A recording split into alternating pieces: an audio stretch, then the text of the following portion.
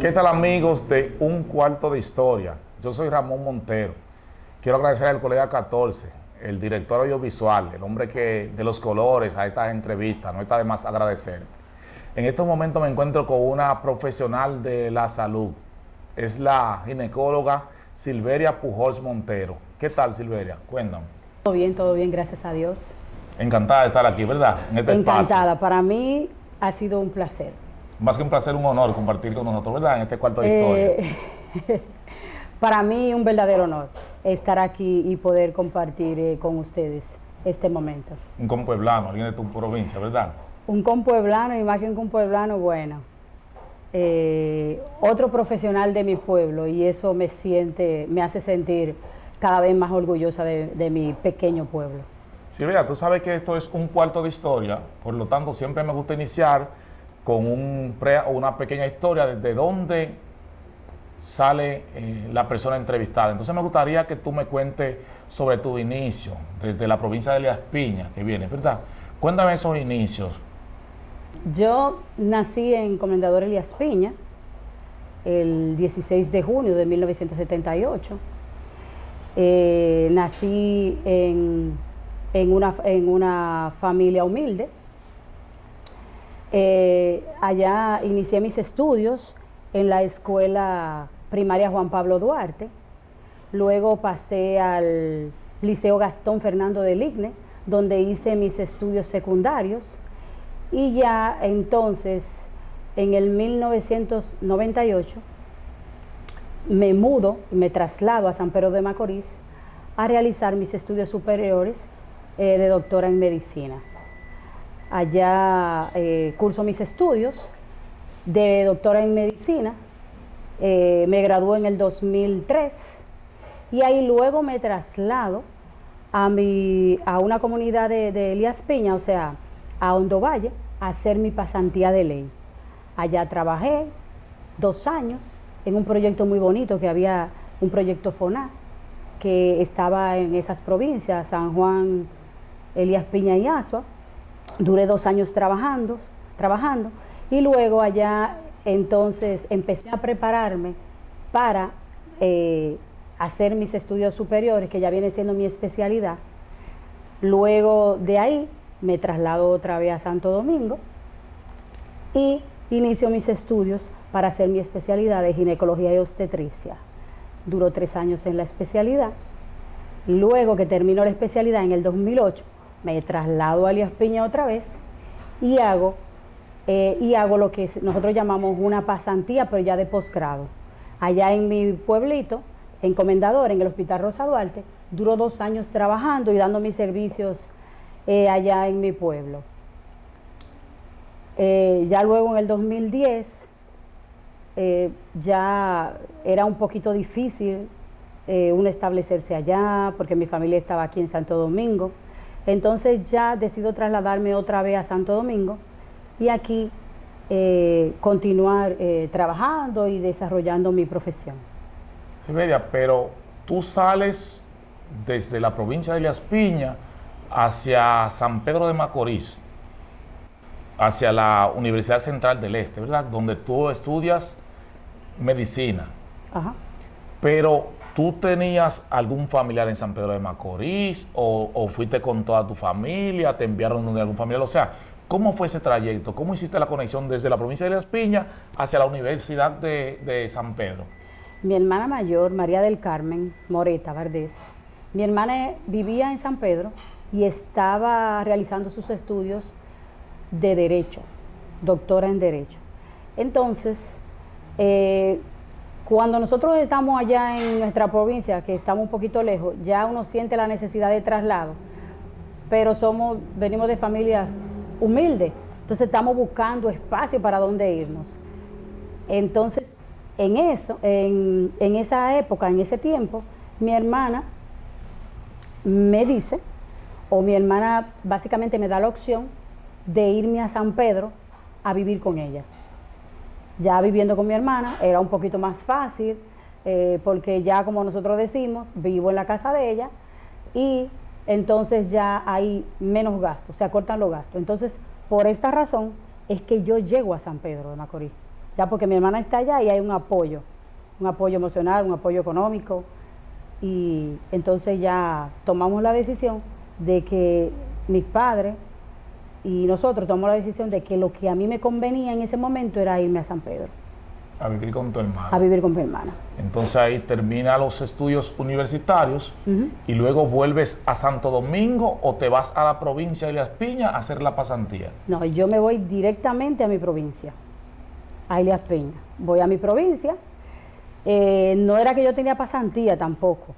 Cuando yo termino, yo voy a mi provincial. Y allá voy y busco y llego y le digo, bueno, yo terminé, yo necesito una pasantía. Entonces, cuando yo llego, no habían casi espacio en salud pública, o sea, no habían plazas, como se llaman en nuestra profesión, pero sí habían unos cupos en ese momento que eran de médicos del proyecto que te explico, que es FONAT. Entonces, la encargada en ese momento, que era la doctora Elsa Fortuna, me ofreció que yo podía hacer mi pasantía honorífica por salud pública y me pagaba y podía trabajar, aunque iba a hacer el mismo trabajo, pero me iba a pagar el proyecto. Y yo encantada acepté. Eso fue ya... Eso fue en el 2003. Yo duré del 2003 al 2005, allá. Al 2005. Sí, al 2005 no. Al 2000 yo duré como 3 años. Yo duré 3 años allá en el proyecto, porque el proyecto, la pasantía de ley solamente es 1 año. Pero al yo estar trabajando en el proyecto, duré 3 años, me quedé en el proyecto hasta que luego el proyecto ya estaba finalizando, porque era un proyecto piloto, que estaban haciendo para la seguridad social. Dicen que la mayoría de las pasantes conocen la pareja durante ese proceso. Ese no fue su caso, ¿verdad? En pasantía no. Yo conocí a mi pareja en la universidad. Okay. Nosotros nos conocimos estudiando en la universidad. Éramos compañeros de la universidad. ¿Y ahora mismo tienen 3 niños? Sí. Luego ya en el 2005 nos casamos y tenemos 3 hijos en el día de hoy ya. ¿Con los cuales estás viviendo actualmente? O sea, es parte de tu familia ahora mismo. Sí, exacto. Nosotros tenemos una familia conformada, una familia muy linda, como yo digo, y como yo creo. Y ya tenemos 3 hijos, uno de 17, uno de 12 y una niña de 8. Doctora, ahora quiero hablar un poquito de las 3 causales. Yo me imagino que usted ha escuchado hablar de estas, claro, porque son casos de pacientes que requieren a veces hacer un aborto obligatorio según las causas de su embarazo. Entonces yo tengo aquí una pregunta, dice aquí, ¿están los médicos especialistas en esta área de acuerdo con que se apruebe la ley que incluya las 3 causales en caso de que la madre corra peligro? Siempre se tiene que preservar la salud de la madre. La vida de la madre se tiene que preservar en todo momento, en todo lugar. Además, siempre van a haber algunas patologías, van a haber algunas enfermedades en las cuales la vida de la madre corre peligro y en la cual nosotros y siempre se ha actuado y vamos a actuar, porque ese es nuestro papel, preservar la vida de la madre.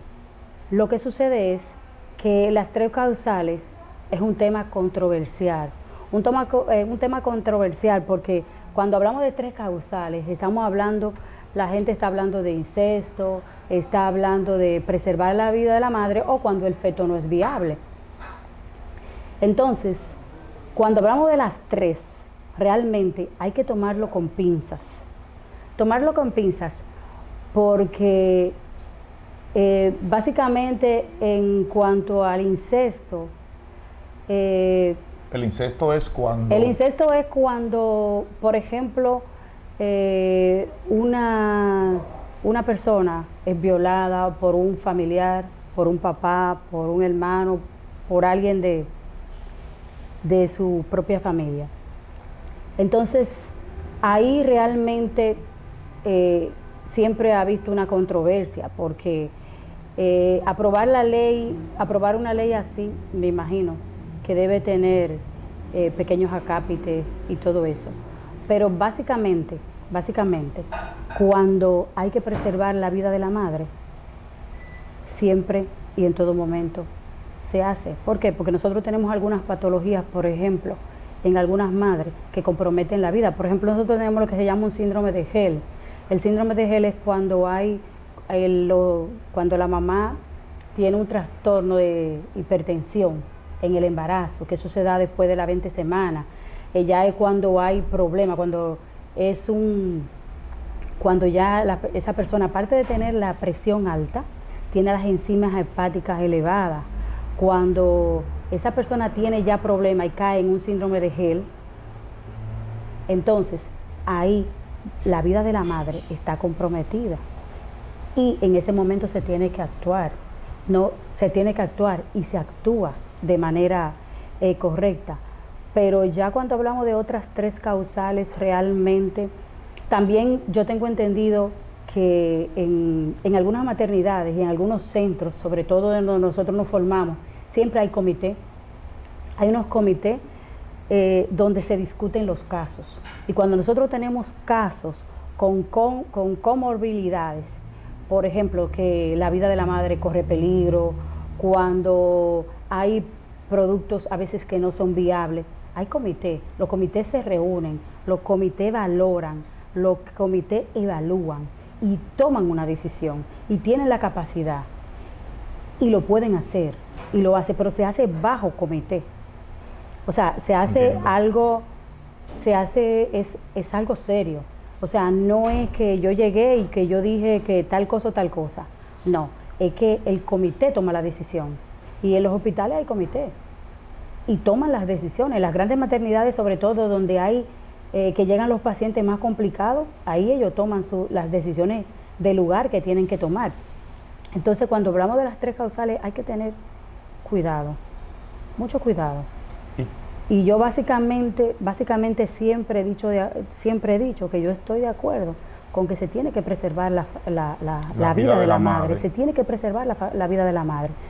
Cuando el feto es viable o no, bueno, también, porque si tenemos, por ejemplo, un feto anencefálico que no tiene cerebro, ¿me entiendes?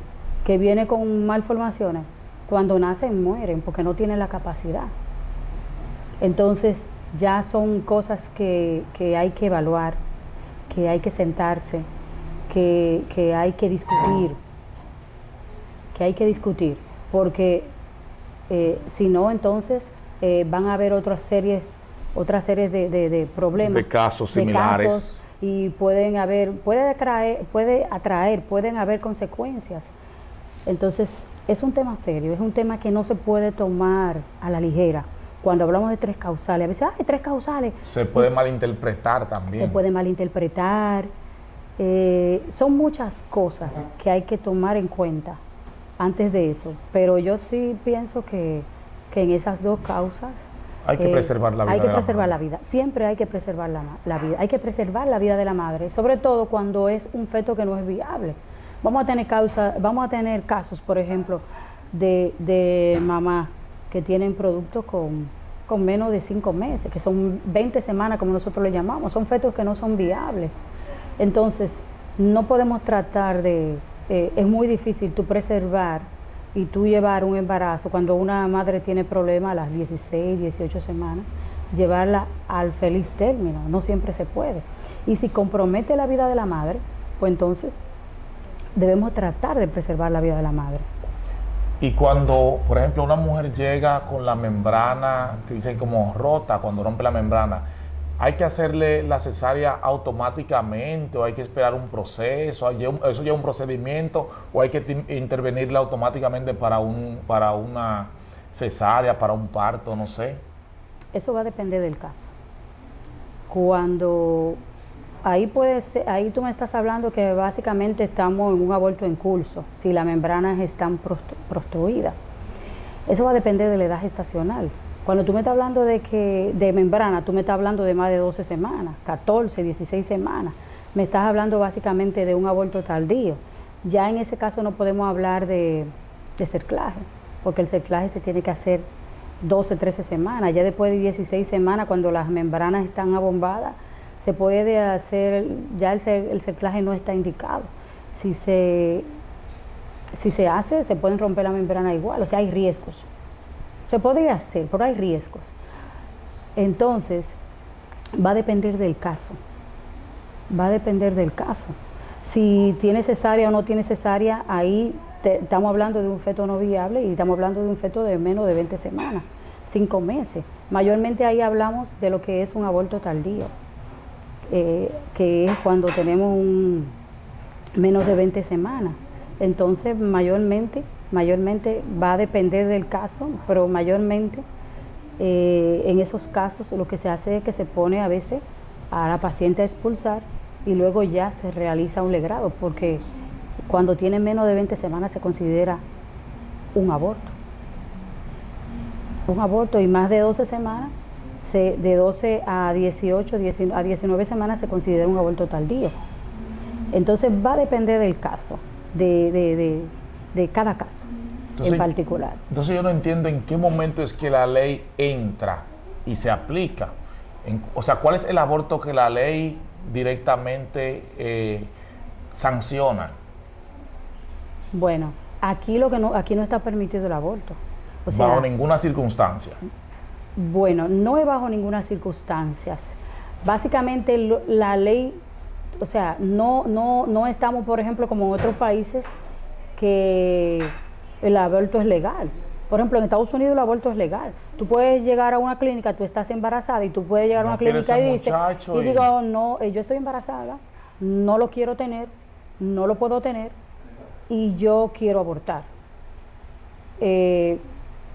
Allá la ley es legal, allá eso es legal, allá se puede, allá te pueden intervenir y no pasa nada. Aquí no es legal. Aquí no es legal, o sea, aquí tú no puedes decir que tú estás embarazada y que tú no lo quieres tener, porque aquí estamos hablando de que tú vas a interrumpir una vida, o sea, tú estás provocando un aborto. Y obviamente personal lo hacen, pero es ilegal. Eso, exacto, eso es ilegal, bajo ningún concepto aquí eso se puede hacer, porque no es legal, no es legal. Bueno, doctora, creo que estamos hablando con una ginecobstetra de más de 20 años de experiencia ya en el servicio de la salud. Entonces, creo que hasta aquí lo ha explicado todo. Queremos agradecerle por brindarnos ese tiempo aquí en el Cuarto de Historia para que quienes tienen algunas dudas y todo eso puedan ver, espero vean la entrevista completa y así poder cubrir esa falta de información que algunos carecen. Así que ya saben, señores, gracias a la doctora Pujols, mi nombre es Ramón Montero y este es su Cuarto de Historia.